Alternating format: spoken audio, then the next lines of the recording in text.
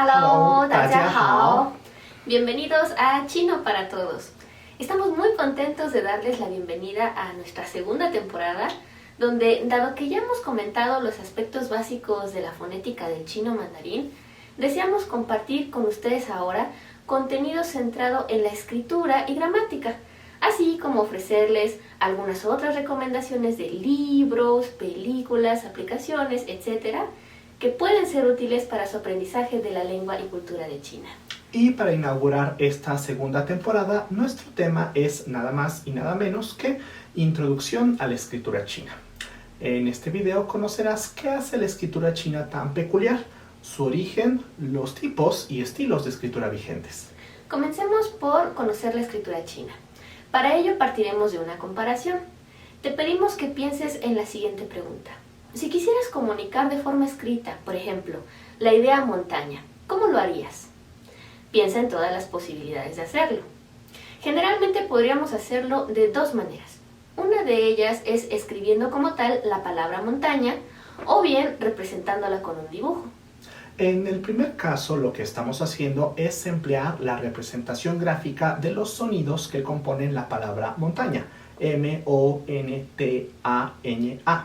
que es lo que hacemos comúnmente en las lenguas romances como lo es la nuestra, el español. En el segundo caso, aunque no se nos da pista de cómo se lee, se puede entender el concepto que deseamos transmitir mediante una representación gráfica del objeto, o dicho de otra manera, con un dibujo simple. Esta es la diferencia entre los sistemas de escritura fonéticos e ideográficos, tema que ya tocamos en el video Sistemas de Transcripción Fonética. El segundo caso es lo que en principio conforma justamente la escritura china. La escritura china es entonces a base de simbologías que representan ideas y no en sí la pronunciación de elementos que componen a la palabra que deseamos transmitir. A estas simbologías se les denomina hanzi o caracteres chinos. Se cree que en un principio los caracteres chinos fueron empleados para la adivinación. Esto dado que los primeros hallazgos de ella datan de inscripciones realizadas en los caparazones de tortuga y en huesos de animales durante la dinastía Shang, de los años 1600 a 1046 antes de la era común. Estas inscripciones, denominadas en chino Jiaguan, eran más bien pictográficas. Dicho de una forma más sencilla, eran dibujos simples que representaban elementos presentes en la vida cotidiana de las personas de aquella época. Mediante estos se practicaba la osteomancia, arte adivinatorio basado en la interpretación de las formas de los huesos. El oráculo empleaba un cuchillo para dibujar figuras en el caparazón de una tortuga, referentes a lo que el rey o gobernante quisiera saber. Por ejemplo, batallas, sacrificios, cacerías, actos de culto, etc. Posteriormente, en la cara interna del caparazón se colocaba un trozo de madera incandescente y, dependiendo de las figuras que aparecieran, se daba una interpretación. Sin embargo, en épocas posteriores, estos caracteres ya no serían empleados exclusivamente para la adivinación. Las personas deseaban comunicar sus ideas y dejar un registro escrito de ellas. De modo que poco a poco estos caracteres se fueron modificando en forma y surgieron diferentes tipos de ellos. De la escritura oráculo se deriva el Jingwen o escritura en bronce, la cual está presente en objetos tales como armas, utensilios para comer, instrumentos musicales, etc., la cual fue empleada durante los siglos XVII a VIII antes de la era común. De esta desciende la escritura de sello o xiaozhuan, usada a finales de la dinastía Zhou, principalmente empleada en sellos personales u oficiales. Estos caracteres son más regulares y simétricos, con trazos alargados y curvos.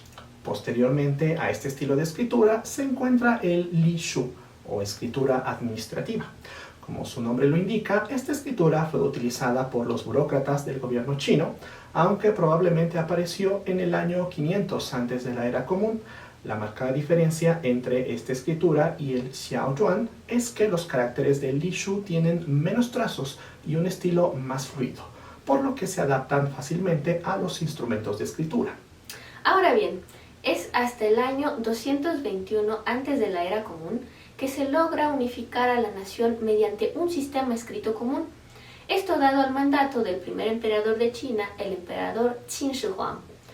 Los caracteres se estandarizaron para eliminar variaciones regionales y estos caracteres estándar son en su mayoría los mismos que se utilizan en el presente.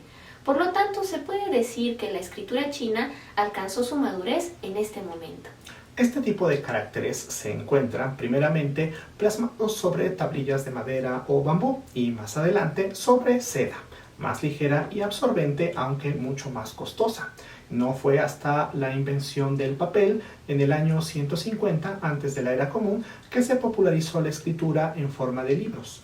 Cabe mencionar que en este tipo de documentos se escribía de forma vertical, es decir, de arriba hacia abajo, y se daba continuidad de derecha a izquierda. Paralelo a la creación del papel, se desarrolla el arte de la caligrafía. De ahí que surgieran distintos estilos, tales como lo son el kaishu, xingshu y caoshu. El kaishu o escritura estándar es muy similar al lishu, solo que ligeramente más cursiva. Este estilo caligráfico apareció hacia el final de la dinastía Han, alrededor del año 220 era común. Vale la pena resaltar que es justo este estilo el que nos enseñan comúnmente cuando aprendemos chino, puesto que es la forma más ordenada de escribir, en donde se puede distinguir con relativa facilidad los componentes individuales en cada carácter.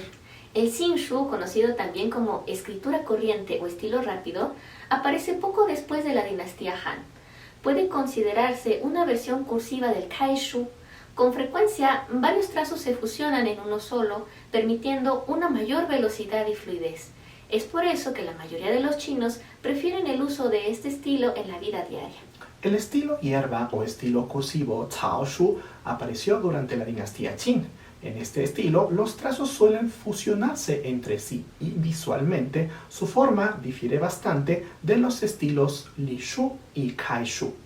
Ahora bien, estos caracteres permanecieron durante siglos prácticamente invariados y no sufrieron cambios significativos hasta el año 1956, cuando el gobierno chino decide simplificar la escritura para facilitar la alfabetización de la población china. Se podría decir que este es el cambio más significativo en la escritura china desde su estandarización en la dinastía Qin. Durante esta reforma, no todos los caracteres recibieron una nueva estructura simplificada, ya que algunos ya eran lo suficientemente sencillos, pues contenían pocos trazos. Pero de aquellos cuya forma resultaba muy compleja, se redujo el número de trazos y se eliminaron del diccionario términos de poco uso vigente. Por otro lado, durante esta reforma se introdujo el sistema de romanización llamado Hanyu Pinyin, como una herramienta para describir la pronunciación de cada carácter de un modo más internacional. Además de la República Popular de China, Singapur también adoptó la escritura simplificada. Sin embargo, otros lugares de habla china como Taiwán, Hong Kong y Macao continúan usando la escritura tradicional hasta el día de hoy. Lo mismo puede decirse del japonés, en donde los llamados kanjis son de hecho los caracteres chinos tradicionales. Como puedes ver, los caracteres son elementos milenarios llenos de cultura. Y tenemos muchísimo más que aprender de ellos, ya que mediante los hanzi podemos conocer la forma de pensar y de vivir de la sociedad china. Ahora, ¿cómo podemos abordar el estudio de un campo tan extenso como lo es la escritura china? Pues bien, resulta práctico hacerlo en 3 pasos, los cuales nos ilustran 3 niveles de complejidad que debemos entender para facilitarnos su comprensión. Estos 3 niveles son: primero, el nivel más simple, los trazos básicos; segundo, el nivel intermedio, los radicales; y tercero, los caracteres o sinogramas.